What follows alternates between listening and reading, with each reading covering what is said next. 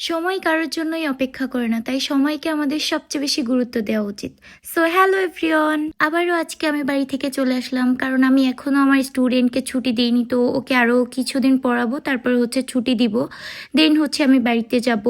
So আমি আসলাম, এসে এত গরম বাহিরে একটা পার্সেল রিসিভ করলাম। আমার একটা বোরকা আসছিল, তো বোরকাটা অনেক সুন্দর ছিল আর কাপড়টাও অনেক সফট ছিল, গরমে পরে আরাম পাবো।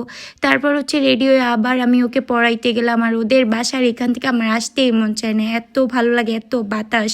তারপর আমি টক দই কিনতে গেছিলাম, আর মেহেদি আর কিছু কসমেটিক্স কিনতে গেছিলাম। তো এগুলো কিনে নিয়ে আমি আবার বাসায় আসলাম, আর আমার অনেক ক্ষুধা লাগছিল, যেহেতু আমি দুপুরে কিছু খাইনি, আমি আজকে রোজা ছিলাম না, আর সকালে একটুখানি খেয়েছিলাম। তো এসে আমি আজকে এই টক দইটাই খাইলাম।